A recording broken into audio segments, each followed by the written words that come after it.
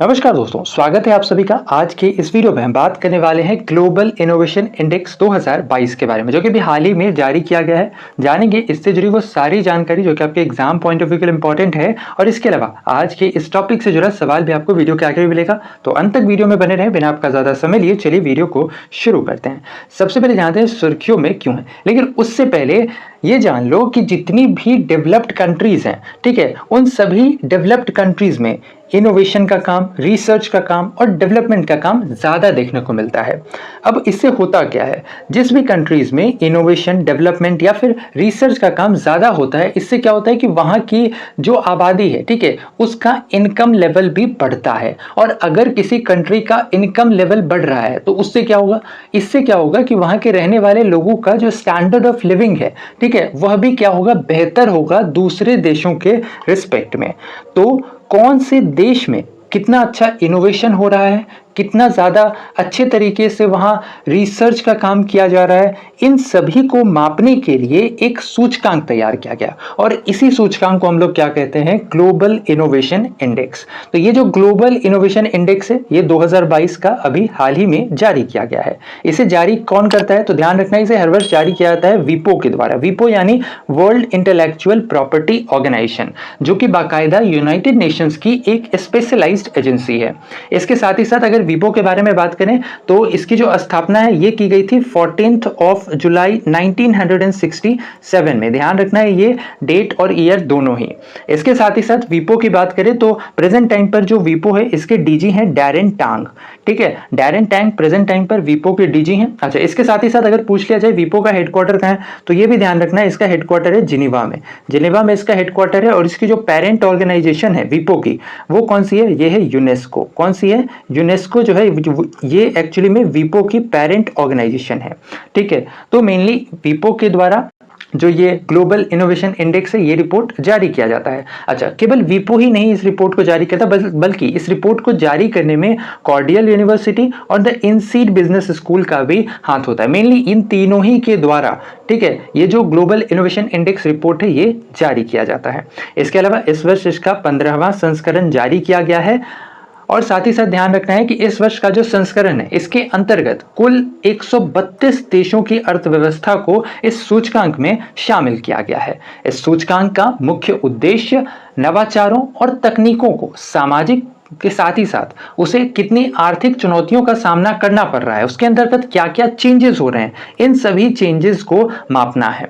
इसके साथ ही साथ ये जो ग्लोबल इनोवेशन इंडेक्स है, ये मेनली 3 इंडेक्सेस पर बेस्ड होता है। कौन कौन सा, एक होता है the overall score. Overall score मतलब कुल मिलाकर जो भी स्कोर आया उसको हम लोग कहते हैं द ओवरऑल स्कोर।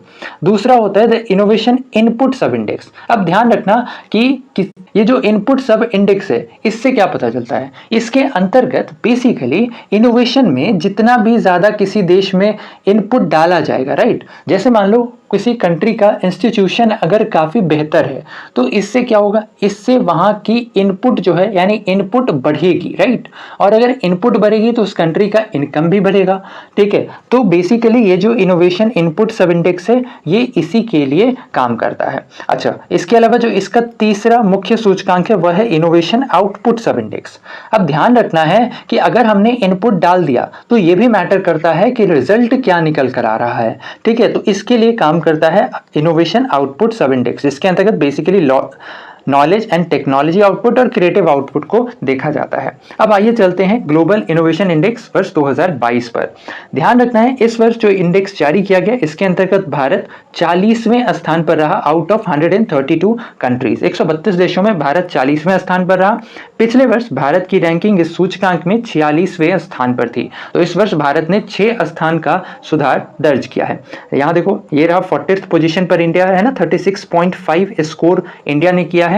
इसके साथ ही साथ, अच्छा, यहां पर एक बहुत ही इंपॉर्टेंट पॉइंट है, लेकिन इससे बताने से पहले आपको यह बताते चलें कि जो इंडिया है, ये वर्ष 2015 में 81वें स्थान पर था, और अब यानी वर्ष 2022 में चलकर भारत की रैंकिंग क्या रही है, ये रही है 40th पोजीशन, 40वें स्थान पर भारत पहुंच गया है। अच्छा, यहां पर एक बहुत ही इंपॉर्टेंट पॉइंट है, ये ध्यान रखना कि जो भारत है, यह पहली बार है भारत के लिए जब भारत टॉप 40 में जगह बना पाया है। ठीक है, टॉप 40 में जगह बनाने के लिए यह पहली दफा है जब भारत इस सूचकांक के अंतर्गत जगह बना पाया है। इसके साथ ही साथ टॉप की बात करें तो एक बार फिर से लगातार 12वीं बार जो स्विट्जरलैंड है वो ग्लोबल इनोवेशन इंडेक्स की रैंकिंग में शीर्ष स्थान पर रहा है। टॉप 10 इनोवेटिव इकोनॉमीज की बात करें तो शीर्ष स्थान पर जहां स्विट्जरलैंड रहा, वहीं दूसरे स्थान पर यूनाइटेड स्टेट्स ऑफ अमेरिका, तीसरे स्थान पर स्वीडन, चौथे स्थान पर यूनाइटेड किंगडम और पांचवें स्थान पर नीदरलैंड रहा। इसके साथ ही साथ कुछ मेजर कंट्रीज की बात करें तो इनमें जापान 13वें स्थान पर, कनाडा 15वें स्थान पर, ऑस्ट्रेलिया 25वें, यूएई 31वें स्थान पर, मलेशिया 36वें स्थान पर और सऊदी अरेबिया 51वें स्थान पर रहा। वहीं भारत के पड़ोसी देशों की बात करें तो इसमें चाइना 11वें स्थान पर, श्रीलंका 85वें, पाकिस्तान 87वें स्थान पर, बांग्लादेश 102वें स्थान पर, नेपाल 111वें और म्यांमार 116वें स्थान पर रहा। इसके साथ ही साथ सबसे ज्यादा खराब प्रदर्शन करने वाले देशों में बुरुंडी 130वें स्थान पर, इराक 131वें और गिनिया 132वें स्थान पर रहा।